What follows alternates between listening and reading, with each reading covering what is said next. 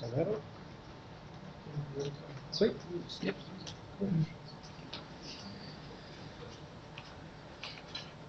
Is this on? You guys can hear me? Yep. Sweet. Cool. If you can too. We're starting a little bit earlier, but I had a practice session yesterday with a couple of colleagues at work, and I ran just to time. So I thought, well, I might get a 5-minute head start just to give myself a bit of breathing room. So today I'm going to try and do this relatively in a different way. Basically, we're going to be building a real-time flight map with Azure Maps, Azure Functions, Cosmos DB, and SignalR. For those who don't know me, I'm Dave. I'm also a cloud and DevOps consultant, and that's my Twitter handle if you want to get hold of me. If you have any questions, ping me a tweet. Of course, let's get into it. So I'm going to talk a little bit about each of the components that we're going to be using to build this app, and then I'm going to kick into actually building it. You guys are welcome to follow along. If you've got Visual Studio 2017 installed, feel free to follow along, but I'm going to be going at a slightly faster pace just to make sure I can get everything fitting in time. There is also a GitHub which has got the whole workshop documented, so tonight or tomorrow or whenever, feel free to go and have a crack at it. Cool. So Azure Maps. So Azure Maps is a portfolio of geospatial services, service APIs that enable developers to create location-aware solutions. So you can do geospatial imaging. You've got Android SDK, and basically it provides you a set of RESTful endpoints to interact with the map, and a JavaScript client library to render maps inside your web apps. Cool. The next piece of technology that we're going to be using in this workshop is Azure SignalR. So SignalR enables developers to quickly and easily add real-time two-way communication to their web apps over HTTP without the need to refresh their client or poll the server. And that diagram there is kind of an example of what we're going to be doing today. We're going to have a web app. It's going to be hooked up to a SignalR service. We're going to have a Cosmos DB or a SQL database, and we're going to have a bunch of functions firing. Cool. So the next thing that we're going to be using is Azure Cosmos DB. One-liner, Cosmos DB is a globally distributed and highly available multi-model database for managing data at planet scale. That's a real buzzword, planet scale. But the specific component of Cosmos DB that we're going to be using in this session is the change feed. Does anyone know what the change feed is? So effectively what it is when you write a document to Cosmos DB, or make a change to an existing document, Cosmos DB keeps a track of all those changes in an underlying index. And you can hook into that. So it broadcasts those changes out. So you can do things like trigger a function when a new document lands in your database or something gets updated. You can do things like zero downtime migrations, right? Data might land in your database, and you can instantly move that data elsewhere by hooking into this change feed. So that's something we're going to be using. And then, of course, Azure Functions. So Azure Functions provide a platform for event-driven serverless compute. In a typical function workflow, you've got input bindings, that's information coming into your function. You've got output bindings, that's, as the name suggests, how you move information out of your functions, apart from standard HTTP responses. And you've got triggers, so how your function gets invoked. So that's sort of the typical workflow that you would see with an Azure function. Cool, so what are we going to build? We're going to build this. We're going to try to build it really quickly. So this is a real-time flight map. These are flights over New Zealand. And we're going to do this with Cosmos DB. So changes are going to go into a collection. It's going to trigger a change feed. We're going to have a function which is going to be listening to that change feed for updates. And when it receives updated documents, it's going to push it to a SignalR hub. And we're going to have a client application connected to that hub, receiving those changes in real time. Cool. I should plug my mouse in. It's going to be a bit tricky without a mouse.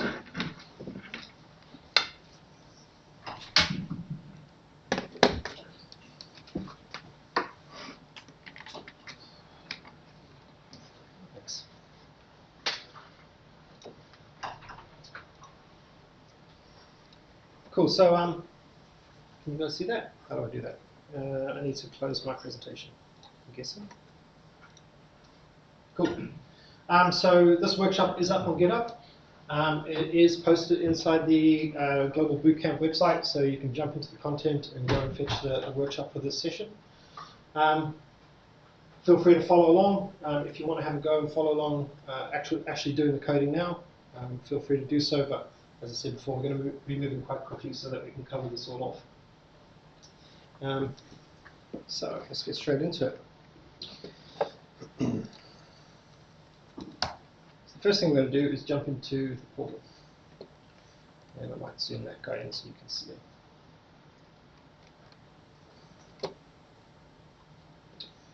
Ooh. Okay.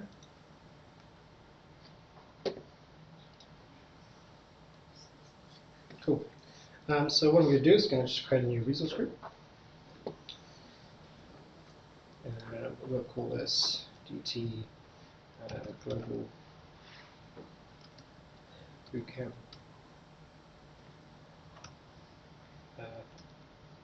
live resource group.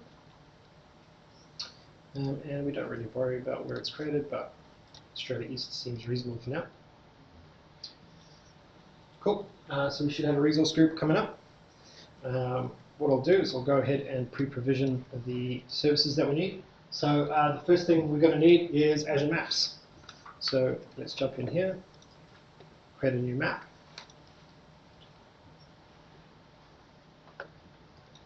Hopefully our new resource group is up. There it is. And let's just give this a new name, AZ map. I'll call it AZ flight map. That seems more intuitive.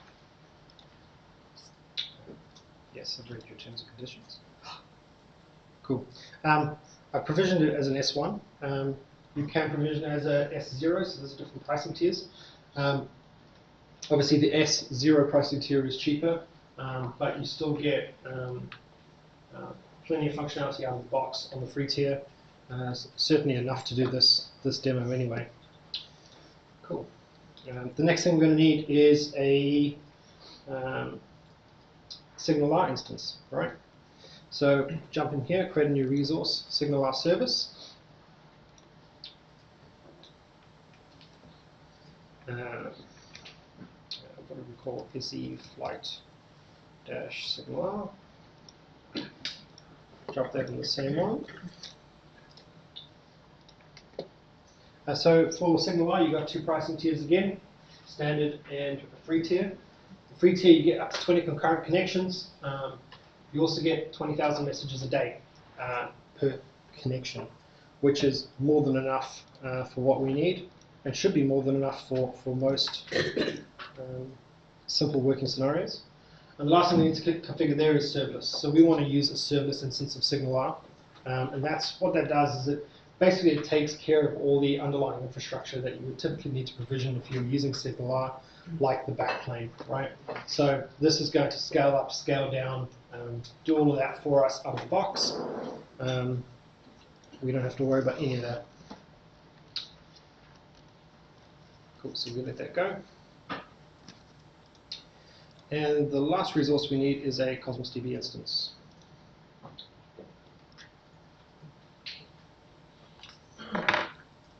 Cool.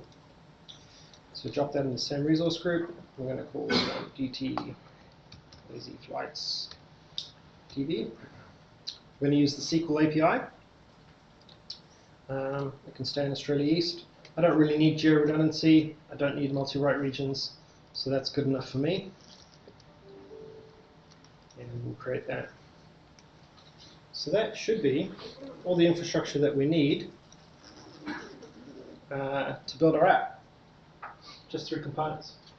And of course we'll build out some Azure functions shortly, but we'll do that on the machine. Cool, so the first thing we're going to do is create a map.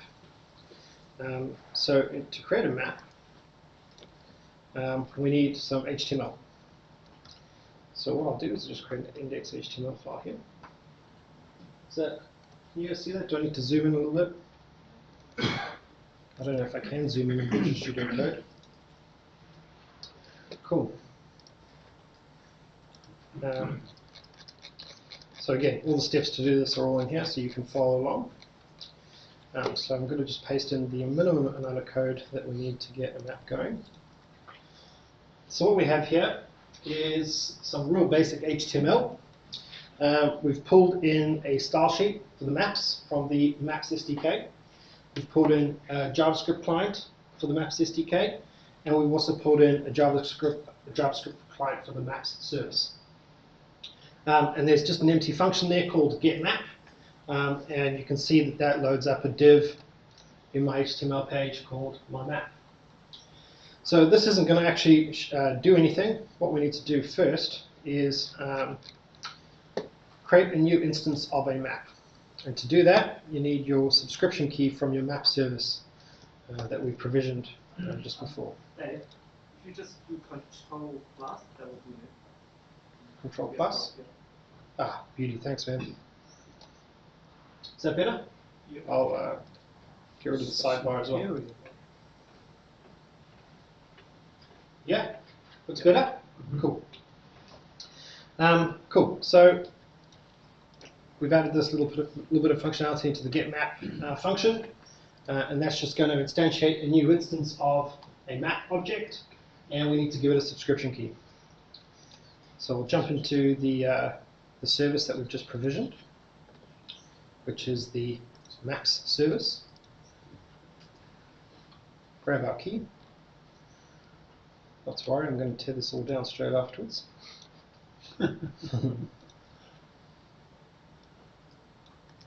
Cool. And that is all the code we need to render a map, which is pretty awesome. So what I'll do is open that up in Explorer. Cool. Anytime now. There it is. Cool. So we have a really simple map being rendered, and straight out of the box, it's fully interactive. You can zoom, scroll, do whatever you want. But this map is kind of no good to us until we can start showing some information on it. Cool. So the next thing we want to do is get some flight data. For this session, I'm going to be using the Open Skies Network API. And this is basically a free public API that publishes all flight information from around the world. What I'd like to do is I'd like to just focus on good old New Zealand, just add a bit of Kiwiana flavor. So what I'm going to do in my map is I'm just going to scope it down to New Zealand. Right, so just a little bit of logic in here. I'm going to add that in there. And just format that nicely. Cool. So I'm going to change the style of my map to be nighttime. I'm a developer. I like my screen being dark. And I'm going to center it on New Zealand, and we're going to zoom in a bit just so that it looks nice. You might need to tweak these settings a little bit, depending on the size of your monitor. But hopefully, we should now have a map of New Zealand. Sweet. I might need to zoom out a touch, but we'll leave it like that for now. Cool. So within these docs, obviously, there's links to where you can go and get supported styles. There's links to all the map control documentation, so go and have an explore. So this is the API that we're going to call, and you'll notice in the URL, I've just specified some longitude and latitude coordinates, and that's just to create a bounding box around New Zealand, right? I don't want the flight data for everything in the world because that's a massive payload. I'm only interested in flights over New Zealand, so I've just scoped the data to be that, so we shouldn't have more than sort of 50 flights in there. But that's real time, as of 10 seconds ago, flight information over New Zealand. So that's a really nice little API that we can use for this example. So let's add this to our app. Cool. So the first thing we need to do is add a HTTP client. So for those of you that do a little bit of JavaScript programming, you've probably come across Axios.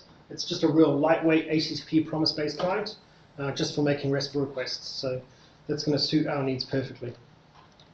So I'm going to grab the script tag for that, pump it in there.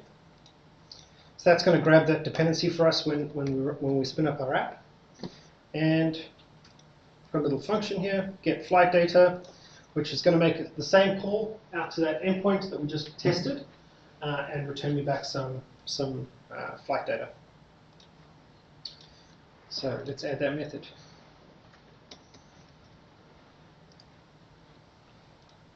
Cool. So the only thing we need to do now is take that data and show it on the map somehow.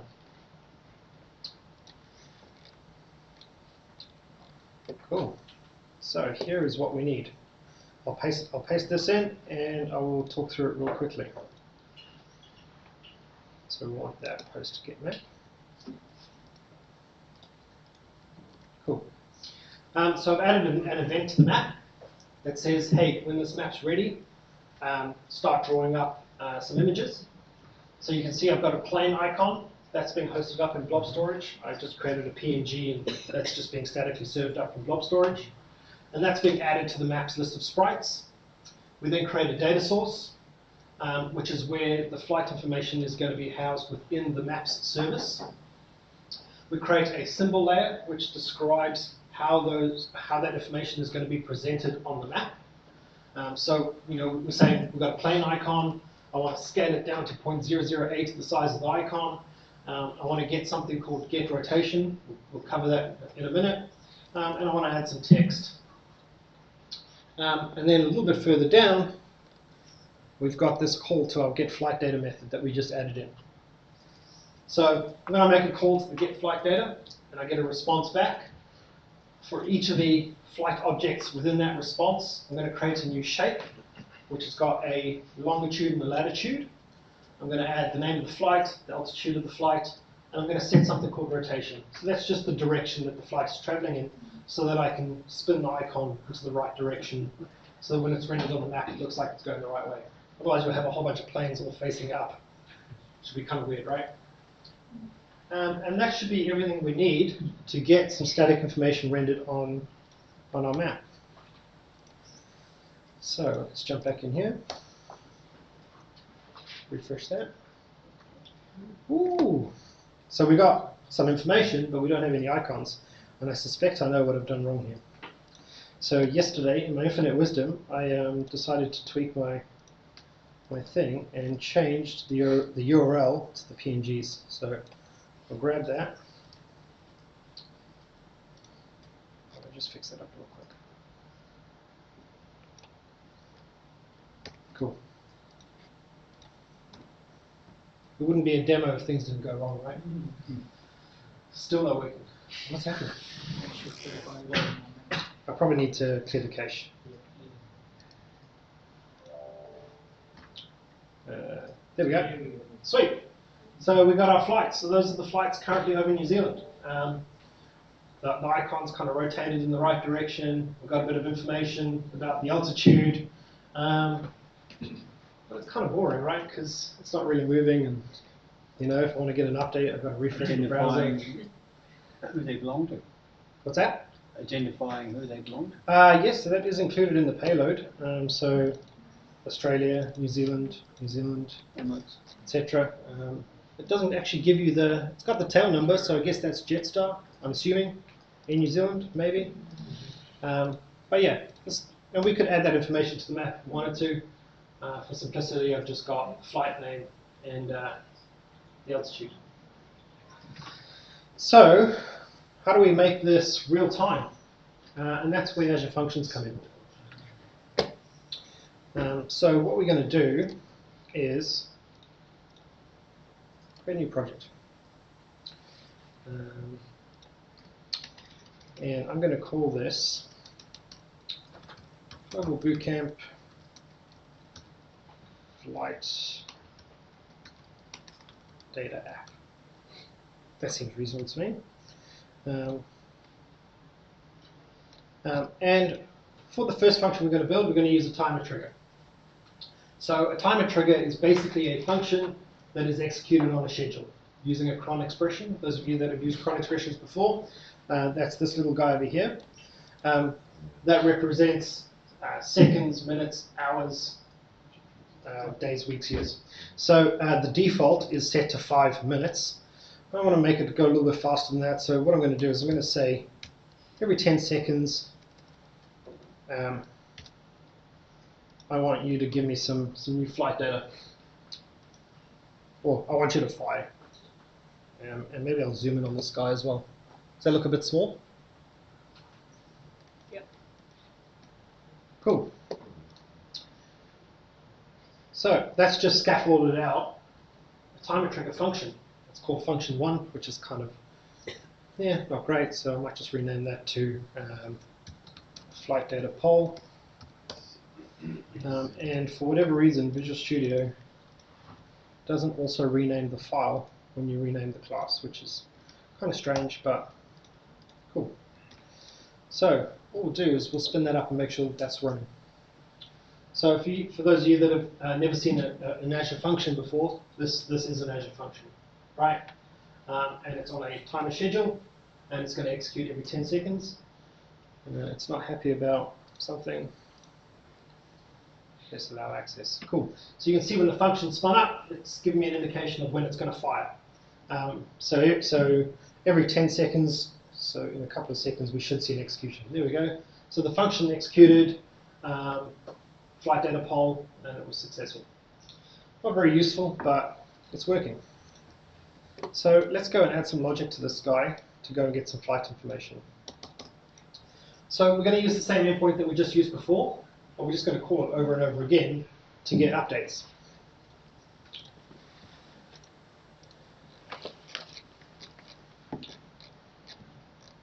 Yeah, mustn't forget to do that part. Cool. Here we are here.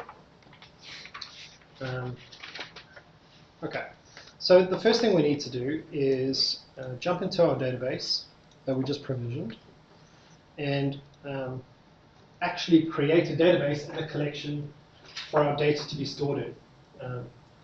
Because we want to be able to push data into Cosmos, use the change feed to then broadcast those changes out. So what I'm going to do is create a new container. I'm going to call this FlightDB. Cool. What I'm going to do is I'm going to provision throughput at the database level. So you've got two choices here. You can provision throughput at a database level, which will apply that same amount of throughput to all of your collections. And you can provision throughput at a collection level. So each individual collection in your database can have its own pre-provisioned throughput. For those that are not familiar with the terminology, an RU is a request unit. So you're paying for pre-provisioned request units to your database. 400 RUs is the lowest you can do. 400 RUs at a database level is going to cost you about $24 a month, which is really cheap for what is essentially a world-class database offering. Cool. So we're going to create a new collection. So this is actually where the flight information is going to be stored. And I need to give it a partition key. The way Cosmos DB stores your data is it slices it up into logical segments so that when it's reading that information back, it's only got to go to a small slice and pull that information back. So it's really important to pick a meaningful partition key because you want to get as even a distribution of that data throughout the partitions in Cosmos DB to maximize performance. So in this case, what I'm going to do is I'm going to set my partition key to origin country. Because to me, that kind of makes sense. I've got flights coming from all over the world. Maybe on a map that's specifically scoped to New Zealand, that's probably not such a great partition key because most of the flights are going to be New Zealand based, and therefore I might have one partition that's got a whole bunch of data in it, but another partition that is quite slim. But for the purposes of this, we'll just stick with origin. Origin. Typo there. What's that? I was just saying there's a typo there. Origin country. Origin country. Yeah, I should. Hopefully I've typed that right in my thing. Cool. So we've got a new database set up. And one other thing I'm going to do, just because it makes the demo a little bit easier, is I'm going to set a time to live on the documents. So obviously, as planes leave the bounding box of New Zealand, I don't really want to have that information stored in my database anymore because I don't really care about it. So what I'm going to do is I'm going to say that if a particular document has been modified for 2 minutes, just get rid of it because I don't really need to keep it in my database. Save that. Cool, now we're good to go. So, back in here, we've got our timer trigger function. And we need some way of hooking up Cosmos DB. So I'm going to add a NuGet package, which is going to give me that. Give me the dependencies I need to use Cosmos DB as a thing inside my function.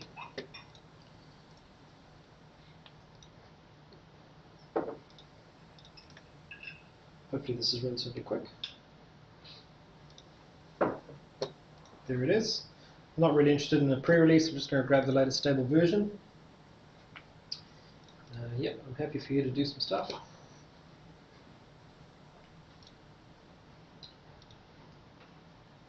That's installed. Cool. So what I want to do now is I want to add, remember we talked about earlier, we had talked about input bindings, output bindings, and triggers. In this case, the timer trigger is a trigger binding. And I want to add an output binding. So every time a document gets added to a collection, I want to output that to Cosmos DB. So we're going to grab what I'll do is I'll grab the little bit of logic that I have here.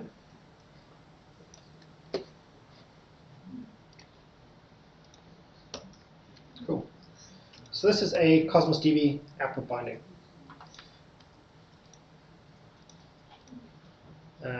And I need to add that class in. I might as well just generate that. Cool. So this is really simple. It's got my database name, it's got my collection name, and it's got a reference to an app setting, which I haven't created yet, which will contain the connection string. So let's go and add that as an app setting.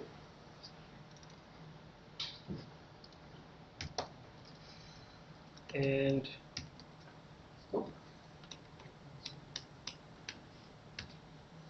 let's go and grab that connection string out of the port. So here's my connection string, and I'm going to drop that straight in there. Cool. And what I'm going to do is, just to save time, I'm not going to rebuild this flight data class from scratch. I actually have it pre-created. It's not really important for this demo. So what I'll do is I will grab this guy and just drop it straight in there. All this is it's describing the shape of that response that we get back from the API, so that I can deserialize it to a C# object and then push it up to Cosmos DB. And all we have here is the fields that we're interested in, and I've set one of the fields to be the ID of my document. Cool, so I might just need to resolve a dependency there, because I changed the namespace. That's it. Cool, so let's actually go and call the API for the changes. So again, using the same URL that we used before, we just import some packages. And I need to declare a client, static HTTP client,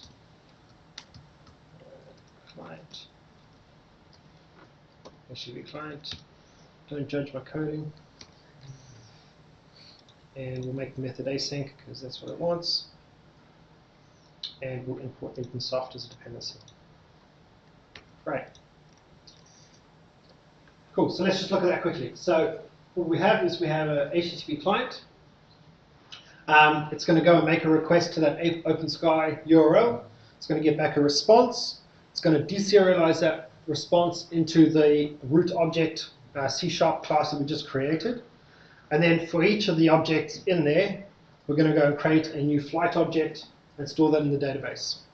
So you see here where I'm calling documents.addAsync. That is the documents that comes from the output binding of Cosmos DB. So that's all the code that I need to write documents to Cosmos DB. Really, apart from all the other HTTP requests, simply that guy, which is great. If you think about how much code you used to have to write to integrate into SQL Server, those of you that have done sort of the entity framework stuff, there is an entity framework package for Cosmos, but you know this is really just such a small amount of code. All the integration is handled for you in those NuGet packages, which is really cool because you can just focus on writing code that adds business value. So maybe we should spin this up and see if it's working. I might have named my database slightly differently. Let's just double check. I'm sure it'll complain. Yeah, flight DB and flights. So let me just fix that up. Flight DB and flights. Cool.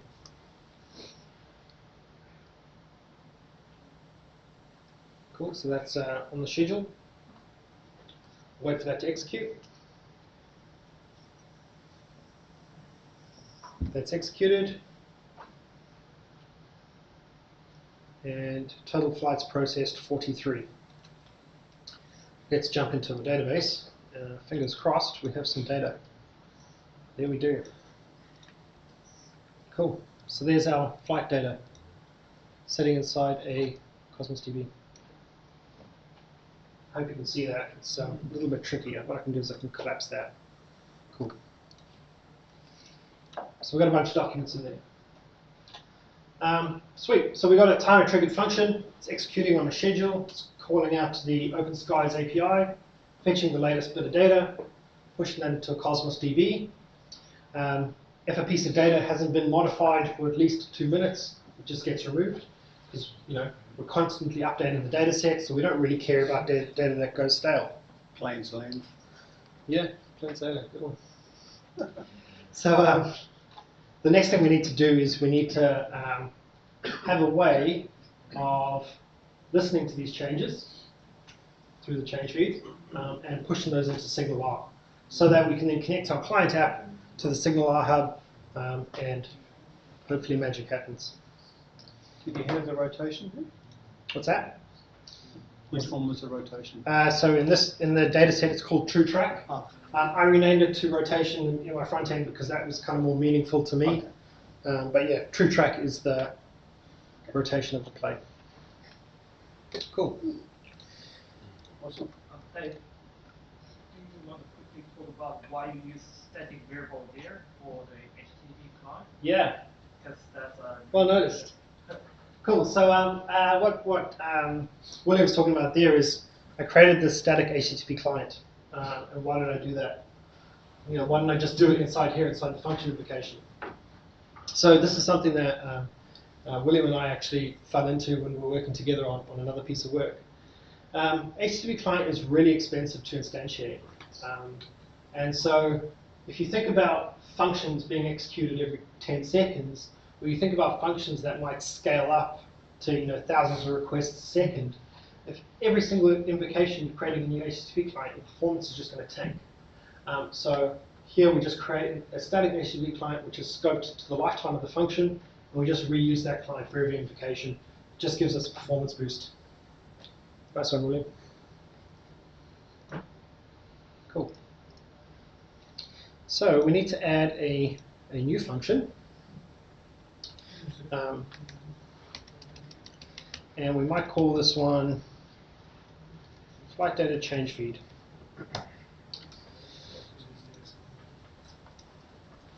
No questions?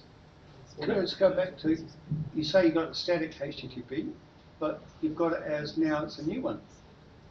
Yeah, so create a new instance of HTTP client and assign it to this static variable. Oh, my apologies. Right? Gotcha. So Okay. that instance of the client is static. We never create a new one for the lifetime of that function. We just initialize it once. Yeah, gotcha. Cool. So I'm going to create a new function.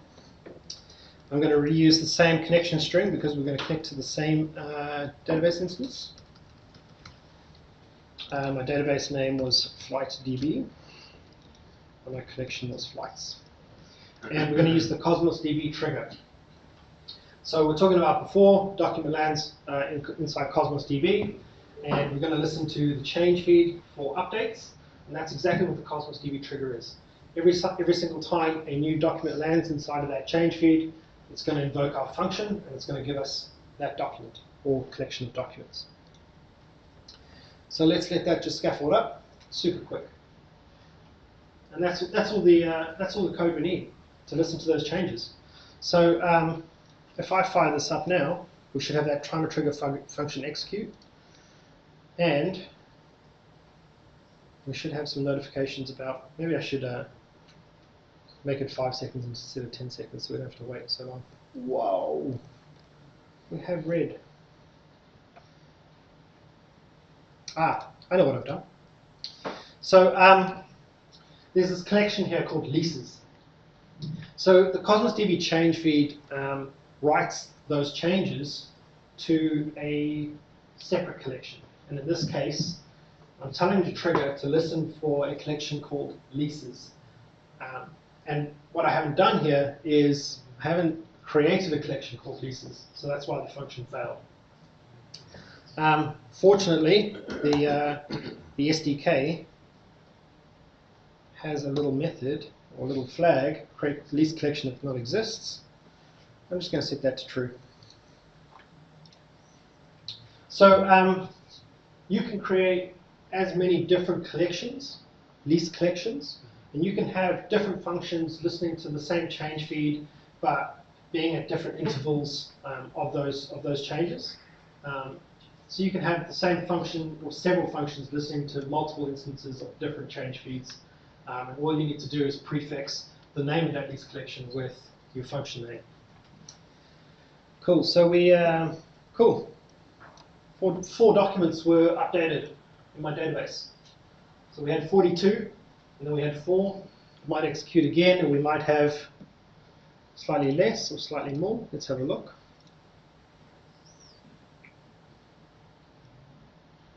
Oh yeah. Cool, so that's executing. 2, 3, 1, cool. So we've got a bunch of data coming through, and our function, this function now is being triggered by those updates to Cosmos DB. Cool. So the next thing we need to add is an output binding to output this data to SignalR. Right, this is an input binding.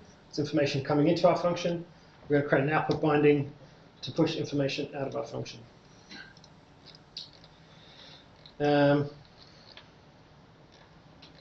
So to do that, we need a NuGet package. Here it is.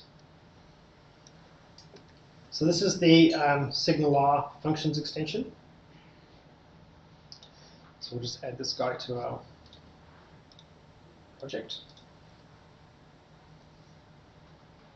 It's also worthwhile mentioning that functions, I'll set this installer, so before I clear off on a tangent. Install. So it's worthwhile noting that functions have got basically a binding extensibility model. So you can go and create your own function bindings, create your own input, output, and triggers. So if you have like some funky process that pushes data on-prem or to other servers, you can create your own NuGet packages, you can create your own function, attach your own custom binding to that function, and have it do whatever workflow you want to do. So it's all completely open source. You can go and have a look at the SignalR function binding code, you can go and look at the Cosmos DB code, it's all open source. Great. So here is our output binding. We'll just resolve that dependency. So we're going to create a hub called flight data, and it takes a collection of SignalR messages. And we're just going to drop this loop straight in, right? So I might just keep that long in there actually, just because it's nice to be able to see what's happening. So for each document that comes from the Cosmos DB input binding, how can I catch you? What is going on? Oh, it's just complaining because it's not async. Cool. So every time we get a new document or collection of documents in from the change feed, loop through them and add that document to a SignalR hub called new flight data. It is as simple as that.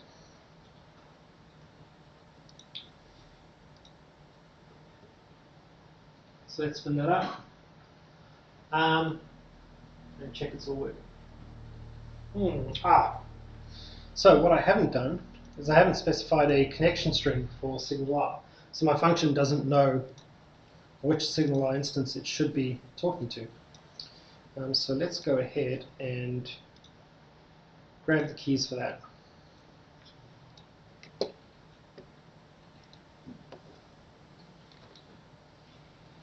So here's the connection string, just out of the keys. Where's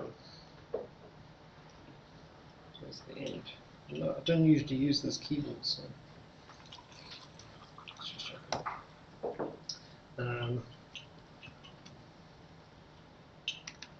SignalR connection, and add that in there. I just want to check I got the name of that connection string. Azure SignalR connection string. Yeah, thanks. Cool. So we should be able to spin this up.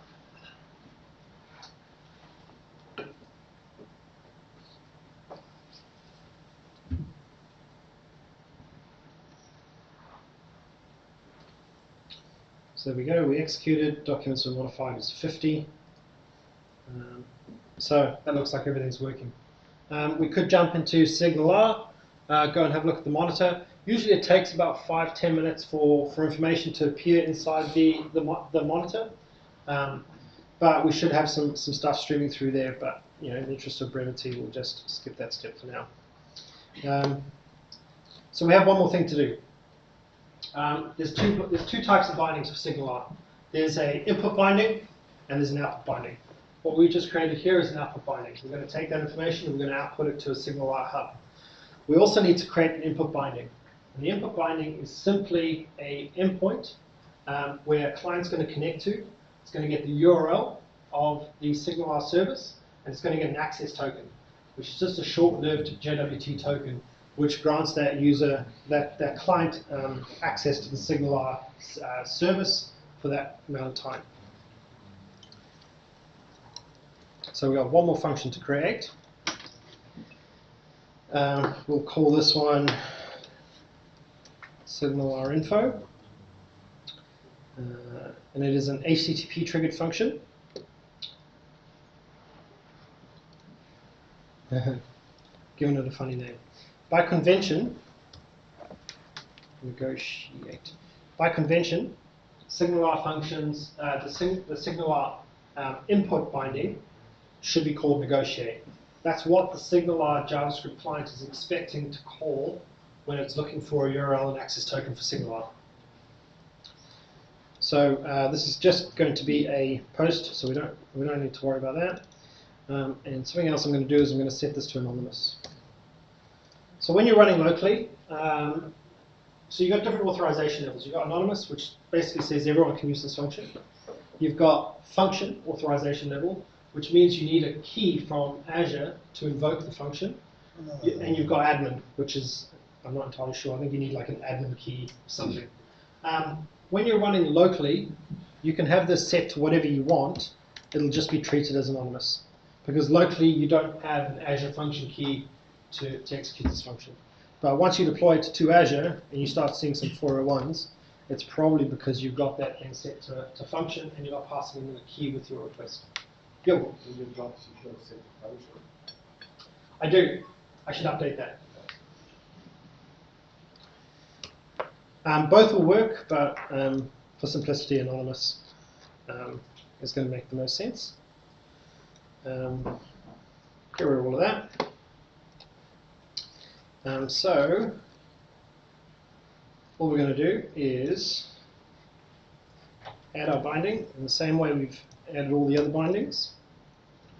Again, this is an input binding, and it's connecting to a hub called flight data, which if we go back to the other one, it's the same hub. So we're going to get the URL and access token for that hub. So this lets you can create multiple hubs and have different clients connecting to different hubs with separate access tokens if you don't want some clients to have access to some data. It's just a way of separating out your information. And we're just going to return that connection info to the calling client. Cool. And this is probably complaining because it's asynchronous. I'll spin that up just to test the endpoint. So this is the first HTTP triggered function we've created. So you'll notice up in this little console, it'll give us a endpoint.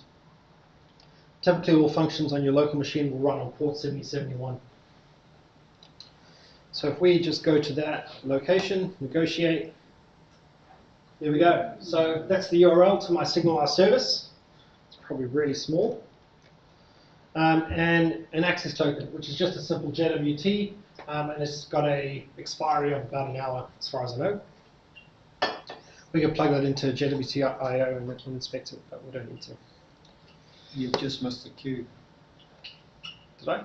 Yeah. You'll need to add a queue at the end. Don't worry, we're not going to copy it. Oh, sorry. You're right. Cool. So that's function. So that's it, right? That's all the code we need to enable this workflow. Right? We've got a timer trigger function polling that API for new flight data.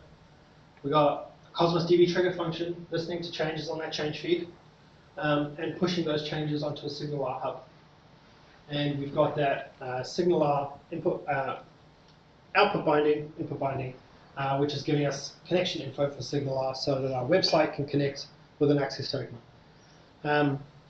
Surprisingly little amount of code, right? But it's all there. Cool, so now comes the fun part. Don't forget this part. So this is just a little gotcha. When developing locally, obviously this is being served off of my file server. And the function is running on localhost, so there is a domain mismatch. And obviously the browser is going to say, hey, you've got a mismatch on your cause here.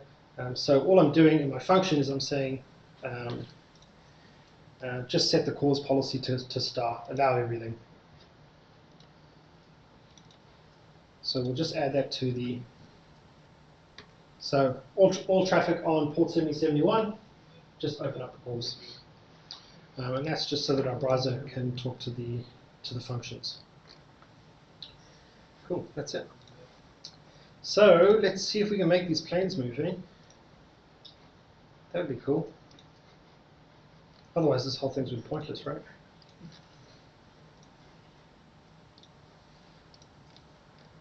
Cool.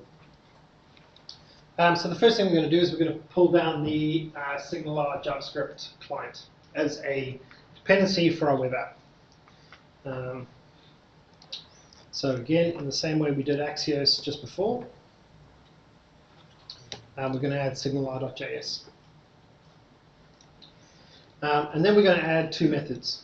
The first method is get connection info, and that's going to call that negotiate endpoint that we just created to get our URL and access token. And then we've got a second function called start connection, which is just going to, as the name suggests, initiate a connection with Cosmos. How are we doing for time? 2:30. What time does this finish? Great. Sweet. Plenty of time. Plenty of time. Probably going a bit too fast, really. But you guys can follow all of this later on if you're keen. If not, we're good. Cool. So we don't need this get flight data method anymore because we're going to get that information from SignalR. So I'm going to go ahead and remove that. And I'm going to add our get connection info method. and the start connection. Format that so it looks pretty. Cool. And the next method we're going to add is actually creating the flight data objects. So what I'll do is I'll add that here and then I'll just talk through it quickly. Cool. So before we had this little bit of logic here which created a new data point and added it to the data source. And what we want to be able to do now is every single time we get an update, we want to create a new shape and add that new shape to the data source. So we've got an in-memory collection of flights, or planes I think I've called them, and I've just moved the data source out to global scope so that we can access it in another function. Previously it was scoped to that get map function. So I'm going to add that guy in there. I'm going to remove, make sure I remove the right one. Remove that logic because we don't need to draw the static planes anymore. And I've scoped that data source as a global object, so I can take out that bar. Cool, we're almost there. So the next thing we need to do is we need to tell our app that every time a new flight lands in SignalR, every time it gets notified that there's new data in the SignalR hub, go and call process flight to redraw those flights on the map. So we're going to do that with this guy here. I'll just paste this in and then we'll talk to him. So all the original information from OpenSky, its direction and its flight numbers and all that, that comes within... Yeah, so all I've done is I've got that function which is polling OpenSky. It's grabbing that data and just chucking it in Cosmos. And then we're pulling that straight out and pushing it into SignalR. But it's grabbing all the data, it's not just grabbing GPS. It's grabbing most of the data. I trimmed it a little bit because there was stuff in there that I wasn't really interested in, but most of it. Cool, so this is our ready event. So basically, once our map is up and it's rendered, we want to connect to SignalR and start listening for changes. So I'll add this little logic here and format it. It's a bit of a mouthful, and we'll just quickly review it. So once the map is ready, call get connection info. That's that method we just created before. Grabs an access token and grabs the URL in the access token. It then calls SignalR Hub Connection Builder with that URL and access token and creates a new connection. We then start the connection, which is that other method we just created here, start connection. And then basically any time new data lands inside the hub called new flight data, which was the hub that we created in our function, we're going to call process flight data, which is our method here to redraw that information. And I've got some error handling here. So basically if it doesn't connect, try again after 5 seconds. You know, that's fine for this purpose, but in a production scenario, you're probably going to want to use some sort of like exponential back off or circuit breaker pattern. You obviously don't want something just constantly hammering an endpoint if it's not there.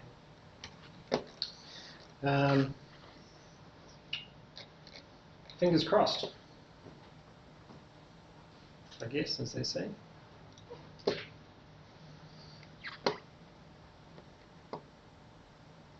So what we'll do is we'll load this up. Let's have a look at the console.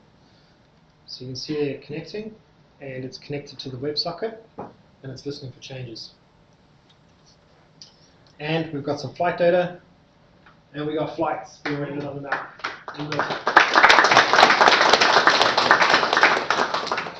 I hope it is. Sometimes it's a little bit easier if you zoom in, because you've got like a road as a reference point. Let's see if this guy moves. I've still got that set to 10 seconds. Did it move? Yeah, sweet, cool. Now obviously we can go and tweak that function and make it move, you know, every 2 seconds or whatever. At the moment I think it's 10 seconds. A little bit slow, but you get the gist. Great. The demo gods are with me. Cool. So there's just one more thing I want to show you guys before I wrap up. So in the course description for this, I mentioned authentication. I just want to show you guys really quickly how easy it is to add authentication to your function apps. So here's one I prepared earlier. So this is the same thing we just built. I've just deployed it to Azure. It's not currently running, so we might start it up. And jump into here. Let me go back a step. Turn it off for now.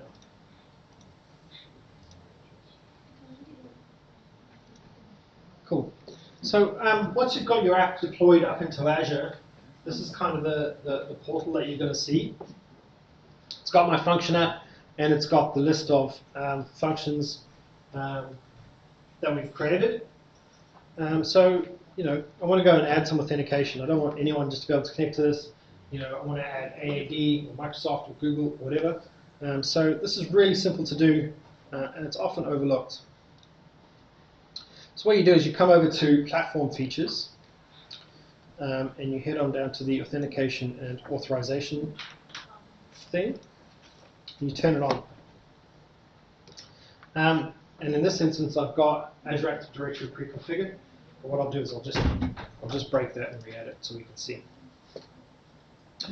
So if you go and pick Active Directory, obviously you've got a whole bunch of options in there. You've got Microsoft account. You can use Facebook, you can use Google, you can use Twitter. And there's in the course material, there's the reference to the docs about how to go and add authentication. I probably need to update it. I think I added that this morning.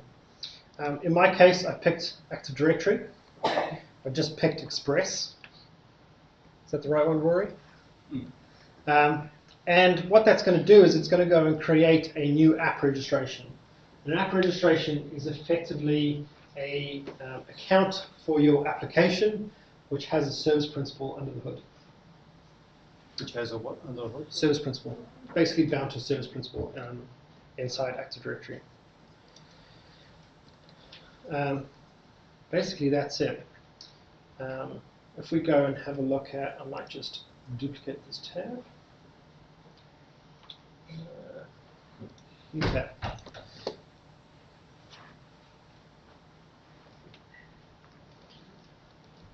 Cool. So when you create that, it'll go and create that app registration inside of Azure Active Directory. And you can go and have a look at it here. So here's the app registration that it created for my function, which is similar to the little workshop that you guys did before. And if we head into the authentication tab, wow, you'll see that it's got a redirect URI, which is the redirect URI of my function. Pretty straightforward, and this is all sort of set up for you when you create it. Now, obviously, in my function, I've still got allow anonymous requests. So when a request is not authenticated, if I leave this setting in here, I'll still be able to reach that endpoint. So I'll just demo that for you right now, and then we'll demo the actual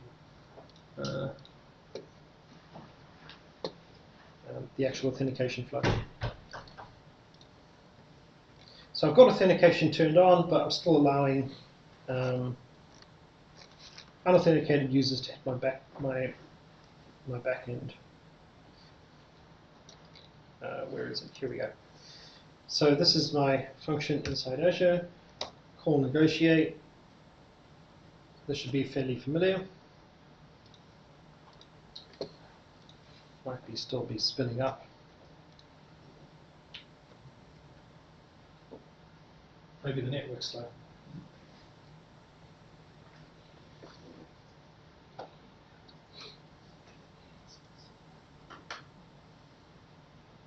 Still spinning up. Let's check my app there. Yeah, my app is up. Ah, here we go. Just got stuck. Cool. So I've turned on authentication, but I'm still allowing anonymous users through to my function. So what I'll do is I'll go and flick that switch. And I'll say I'm only interested in having authenticated users access my function. So we've got app service on. And I'm saying, hey, when an unauthenticated person hits my function, use Azure Active Directory to go and authenticate that person. So we'll save that.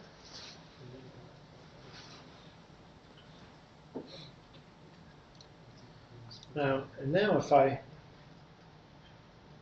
it's restarting because I changed the auth settings. So we might just have to wait a minute for it to come back up. There we go. So it's redirected me to a login URL.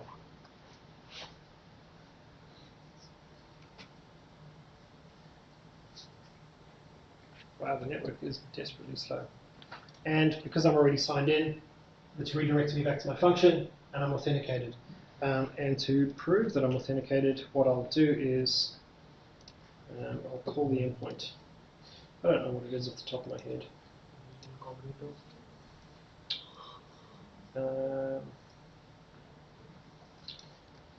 What was it called? Redirect URL. What's that? Incognito window. Yeah, so I could do this in incognito to show you that auth flow if you want to have a quick squiz. I think we've got a bit of time left over. New incognito window.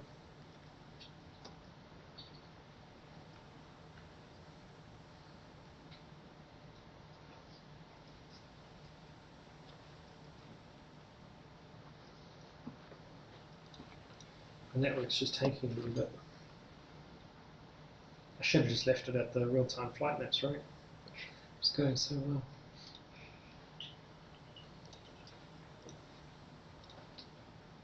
Cool, so it's redirected me, wants me to sign in.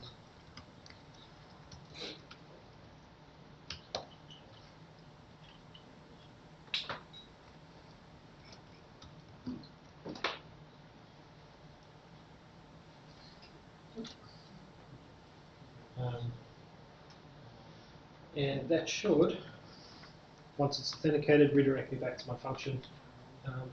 And that's really how simple it is to add authentication to an Azure function. It's really not that scary. Cool. That's it. Any questions? No?